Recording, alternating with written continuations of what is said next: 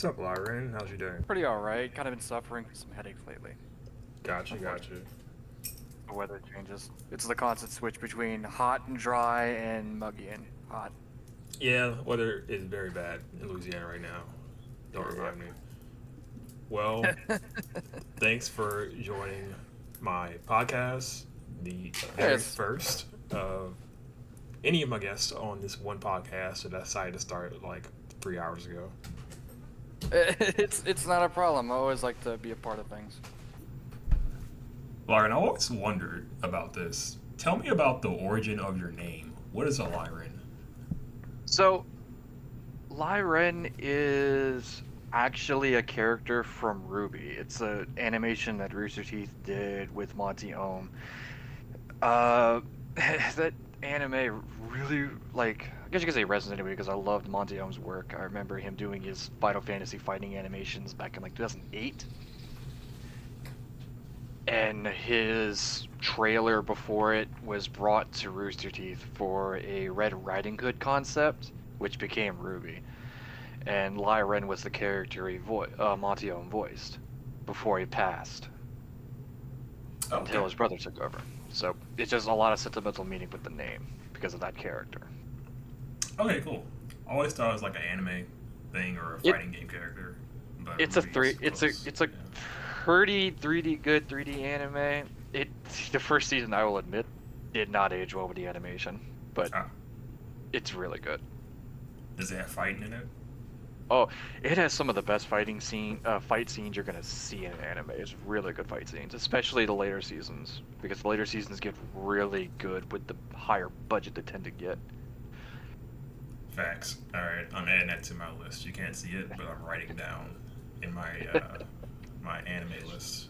Yeah, just like I said, the first season, the second seasoned animation is not very great. It shows its age because I think it was released in 2013, 2014. Mm. But it once you start getting to like season 3, the animation gets a massive uptick, as well as like story writing gets even better. Cool. Well, thanks for the good. recommendation. I'm gonna check it out. What are your hobbies outside of the FGC? For outside of the FGC, obviously video gaming. Obviously, a lot of people in the fighting community. Obviously, video game. But for me, I tend to like to write. Actually, I tend to enjoy writing. It was something I used to do whenever I was younger, to just kind of take my mind away from the stresses that I was having when I was in school. Like currently, I still have that writing project I told everyone about. Mm-hmm. I'm currently finishing up with the first aspect of it, which is how fighting games started. Which, researching still, I realized how far everyone was from saying Street Fighter was one of the first. Because I hear from the community, a lot of people say Street Fighter is the first. Nowhere near it. But other than that, from writing, I tend to sew. I like doing costumes and outfits. I'm trying to improve in sewing, so I can make stuff like suits and dresses and stuff like that. Because that's always interesting to me. Because my grandmother on my dad's side always sewed. It always made me stuff to sew, and it's like I want to keep that lineage going. I want to keep that going because that was a big thing in the family for her side of family. Wow, that's really cool. I learned a lot. So, Yeah. do you want to like start cosplaying? Are you into cosplaying? I am into cosplaying. I don't have the resources to go full on into it like I want to. Mm-hmm. But whenever I do get the chance, I do like to sew my own things. Cool. So you mentioned writing. It sounded like you're going for like a research, like a nonfiction kind of an angle. Is that accurate for you as a writer? Yes. And yes, sometimes no. It kind of goes where my mind goes. And with me, how I get creativity to like how I want to write what I want to write is mainly through music. Like recently with the go from Law and Ling and the Tekken 8, I've been listening to a lot of like Sleeping Dogs or OST, some martial arts movie music, and I've been having an idea for a script that's a martial arts movie. Okay, cool. So you mentioned music. What kind of music do you like to play whenever you're like in tournament or whenever you're just playing casually? It depends on the character. Cool. So in the terms of Noctis, I would go Final Fantasy 15 battle theme, Final Fantasy 7 battle theme, Final Fantasy 10 battle theme, you know, the shebang. Kuna Kunamitsu, whenever I was playing 7, it kinda was the music I usually hear on a daily basis, which is like Japanese punk metal, sim, maximum no hormone, like the heavy metal stuff, because it like keeps me in the mindset of keeping in the mix up, keeping in the focus, keeping going forward, and keeping with the pressure. Hmm. Uh, Tekken 8, it's like I said, it's been with Law and kind of how I've been focusing more with Ling. It's been Kung Fu movie, Sleeping Dogs, OST, and for Yoshimitsu, it is ironically a combination of Yoshimitsu's theme from Tekken 3 and Tekken Tag 1, and then if I really need to be playing like methodical, playing Deep Out, I switch it to David Bowie. Do you switch according to the character and like how you're Yeah. feeling at the time? It helps me keep focus of the game plan I have with that character. It keeps me with the vibe. You play a lot of different characters. Not just in Tekken, but I know it's in Street Fighter as well. Why do you play so many characters? It's primarily because I tend to get bored if I stick to a character for too long. Now, granted, I keep to characters for competitive, obviously, because I'm good with the character for competitive. But when it's casual, it's like I kind of really just want to play other characters just because I get bored of just playing playing one single character casually. Yeah, I feel that. I mean, you were playing Yoshimitsu at the last monthly Godlike, which was shocking to me, but you actually did pretty well that tournament. Yeah, So yeah. you could think the character crisis tournament that's gonna happen soon for rolling Yoshimitsu, but Oh, you drew Yoshimitsu. Okay, I see. I understand. yeah, Yeah. I'm sticking to him because he's actually fun. He's actually fun. Let me ask you this: who's your best character? Best character overall right now, I think in Tekken 8, or overall. Tekken 8. I would definitely say Ling Xiaoyu. Ling Xiaoyu is cooking. Really? Okay. I'm I'm starting to get how she plays a lot more and how I'm not how recently I found out her combo potential was a lot bigger than I thought because there's a lot of different conversions that you can do to make it even more damaging. It's like, okay, I can be creative with this. I like this. Okay. Cool. Lee Shai is very complicated, but if you like her, then she's usually worth it because then you're invested in like figuring out her complicated stuff. You know? Yeah. So that's cool to hear. I think one of the more famous like incidents was around Slam. Whenever you challenged Barbecue to a money match, but also Kosi to a money match. I'm kind of curious about like what was your thought process? Like, why did you challenge those two particular players out to money matches? Like, what's your reasoning I, there? I believe when that happened, that was Mardi Gras. That was Mardi Gras time, and I tend to drink when I'm at Mardi Gras time. That is the only time I actually let myself drink because I'm just not a big drinking person. Right. Yeah. And Okay. and so that was like 2 daiquiris in, and the parade didn't start. It's so I've seen all the conversation. I was like, I'm making the call out. I'm making the call out. For no reason other than I'm drunk, I'm making the call out. Because I thought it would be fun. I actually thought it would be fun at the time. It was fun. Those were really fun events. Like that event with like barbecue like made Slam or the after tournament festivities. It was super fun. I'm glad it happened. Yeah. You Still, know? it's still going to be burned to my mind. He broke the microphone just for a bit. Yeah. That's It's like you were legendary. too dedicated. It's like, Yeah, that was quite the experience. You know what's funny?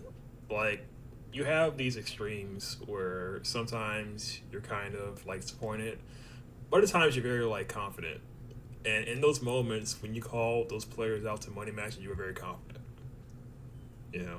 I I think that's one aspect I don't even know that I have because I don't think of it confidence. I just think of it me saying what I would like not necessarily say, but what I want to do, Mm-hmm. so to speak. Like, it's hard. Like for me, it's kind of hard to explain things, but I think confidence. I think being like bold, being like wild, being like ridiculous. Mm-hmm. Yeah, I guess it's not ridiculous if you really believe it. You know No, what I mean? But yeah, I definitely get what you mean. I think it's very important in fighting games we have like consistent confidence in yourself, belief in yourself. just it's an add-on to the passion I just have for fighting games. Mm. Because I actually had gotten into Tekken again around 2017, Mm-hmm. whenever I kind of went to the hospital for some things I don't feel is appropriate to talk about because that was not fun. Mm-hmm. But going into fighting games kept me off of the ideology of what was happening at that time. And so I'm very thankful for that. It's the reason why I look up to Harada so much, and how I met him at Tekken World Tour in New Orleans. How that was something that was never going to leave me. The same with meeting PDX. Mm. So for you, fighting games like a vehicle to kind of like escape or to like It's establish bonds, right? it's a vehicle to escape, a vehicle for improvement as well. Mm. Yeah. Because I feel like having this motivation in this medium, such as fighting games, I can be as creative I want to in play styles. I can be creative as I want to with Link Shout You. I can, if I need to change it up, I will to be more consistent. Because for me, that's another thing. Consistency is the biggest key. But basically, this is like a motivation medium that's actually been helping me out in helping with real life situations. Currently trying to go to college, but I'm kind of conflicted about something regarding college. It's either I go for a 2-year college degree or certification to make it easier on my mind. But still, it's without fighting games, I wouldn't have been dismotivated to do such a thing because I would still be depressed as hell. Mm. So fighting games is very important in your life. Like Yes, crucial. super important. So for as long as I've been in the scene, right, I want to say that you came around maybe like a year after I joined, and it was pretty sudden. So like I'm interested, like how did you find the scene? Like what introduced you to Uh, Facebook for the Facebook? local scene. Facebook. Mm-hmm. It was I reached out saying, "Hey, I want to look into playing more offline," and they gave me the info to the Facebook Tekken chat, and then went and see. Oh, there's this place called the Beatdown in Hammond. What are they doing? Oh, they do fighting games. This was right around when COVID started to happen, Mm-hmm. and it kind of was a bit of a problem because there was only me and Stefan, and Stefan was thoroughly beating my ass, both with Leroy and he was when I was trying to get in Street Fighter 5, definitely with Vega. Dude, I understand. Stefan beat me severely in like Street Fighter and basically every game I've ever played with him that's like anime related. Yeah, It's pretty that good. gave me a taste of offline. And I was like, I want more of this. Just I want more of this. I want to see how far I can go. And with Tekken 7, I went kind of far. I wouldn't say it was exactly where I would want it to be. Like I always thought it was like I was going to be higher than than the skill ceiling I currently was at. Well, you got top 8 at Slam. That is true, but I think it's just me having a perfectionist kind of mindset to where I have to go, oh, you could do much better than this. This is not your best. This is not perfect. This is not good. And it's like Mm.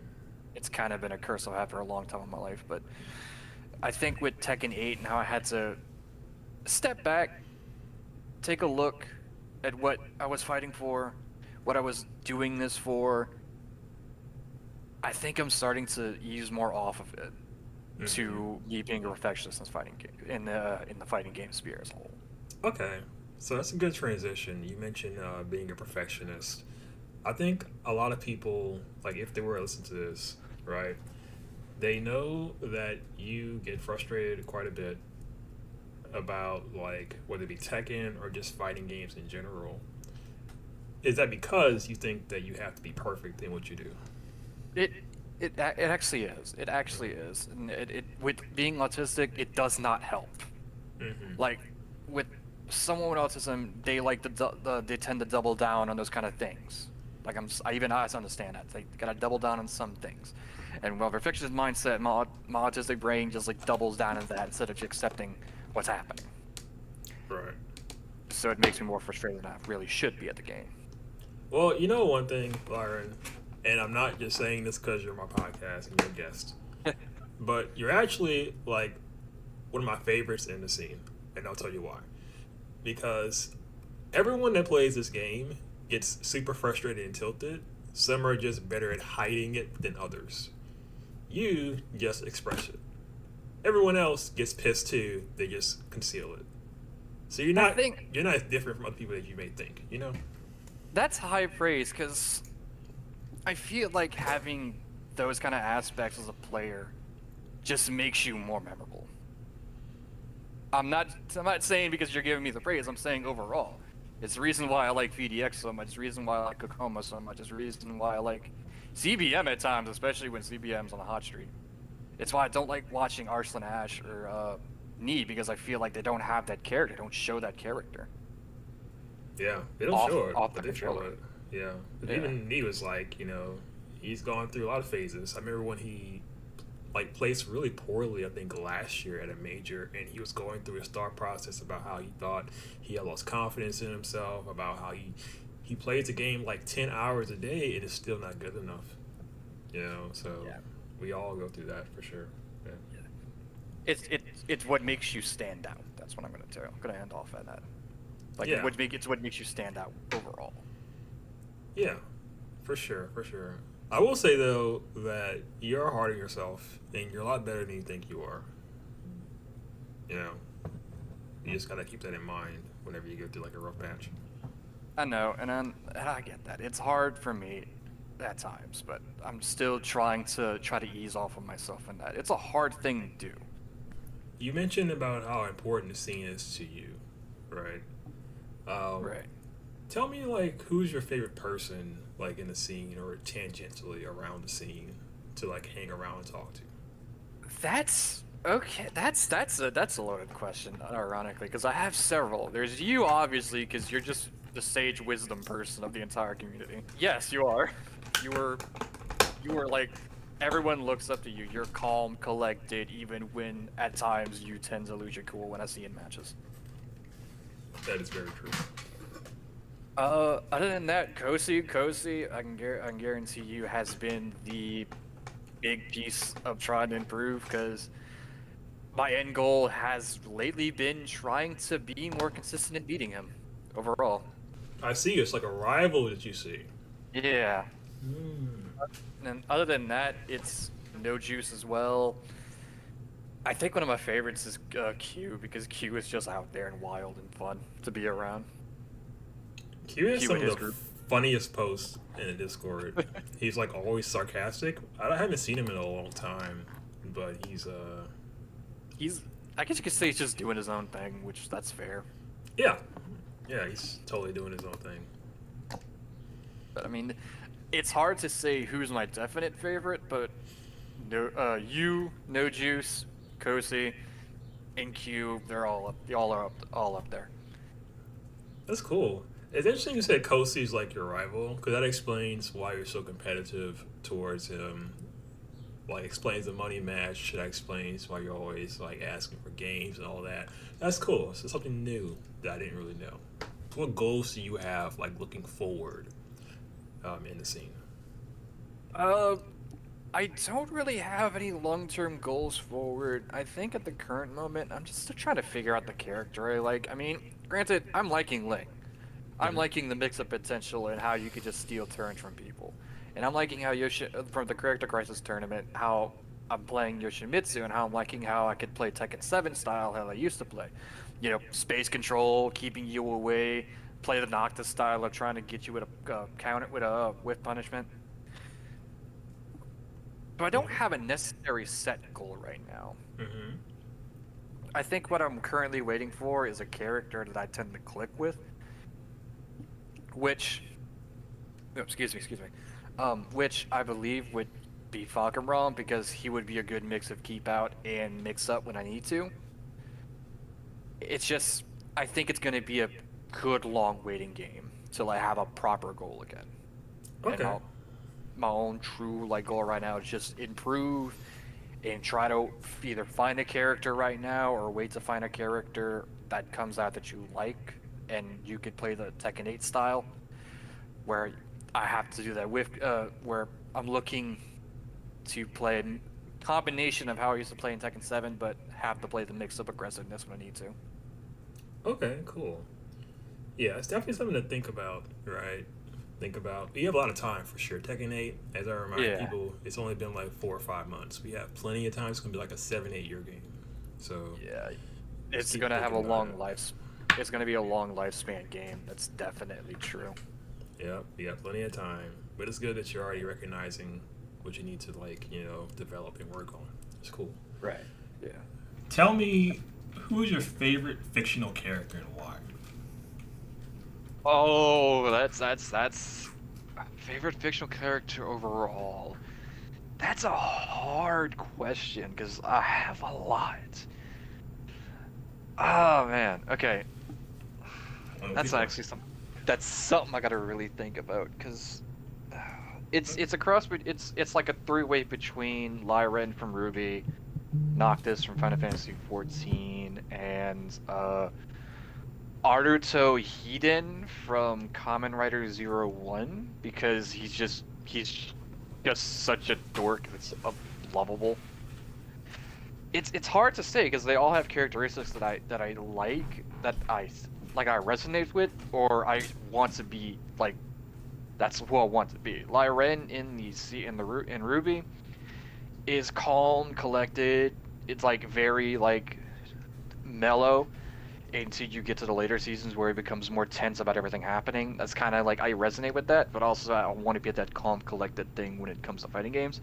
For Noctis, I see a lot of angst and a lot of, I guess you could say, me in him, especially at the start of the game, because it's just hard to explain with Noctis because it's just like I said, resonates a lot of stuff with me. And then Arthur Hiden, because he's a dork. He's just absolute dork, making bad Japanese puns while at the same time trying to be the main person to save the world from the big bad in the series. It's like I resonate with that because it's like I'm a dork too. I'm still am. I'm glad you mentioned Noctis because I'd forgotten that Noctis was like your guy, right? I would Yeah. recognize Lyran through Noctis, and you're really drawn to him, right? Yes. So you feel like connected with him in a way.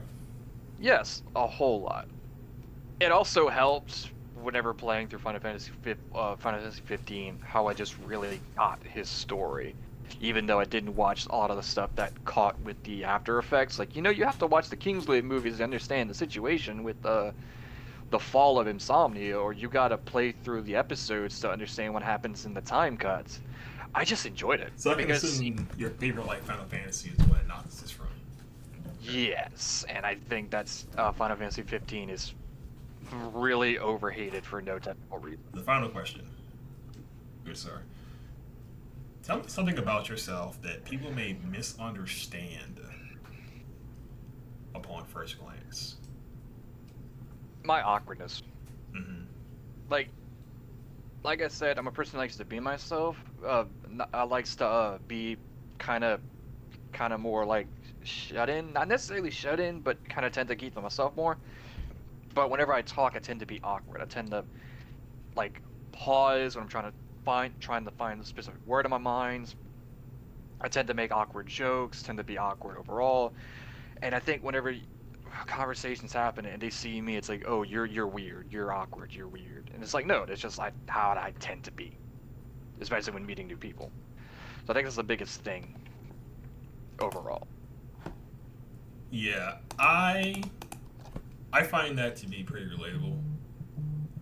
At certain times, like I myself can be considered awkward at times, but it's really just I'm very much like I operate off of vibes.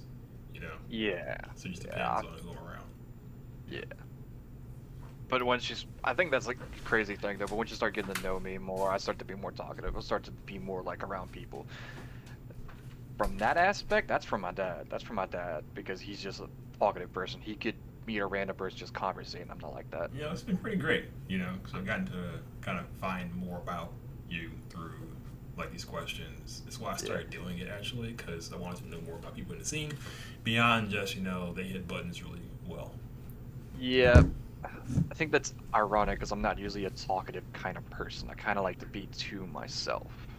Yeah, I mean, I'm the same way. That's like people misunderstand my calm Yeah. collectedness for just me being chill when I'm actually just, I just don't like to talk to people I don't know, or I just like to keep to myself a lot. That's basically it. Yeah. Now we're talking about fighting games or like a soccer game. I'm different. I'm different. I'm partying. I am rooting. I am Same. partying. Same. I'm extremely aggressive and rude in fighting games. All right. Well, thanks so much for your time. Yeah, it's no I problem. really appreciate you coming on the show. Yeah, it's no problem. Glad to be here. Cool. And I'll see you in Discord VC as usual, talking about Tekken and whatever comes to mind. Sure thing. All right, I'll catch you later.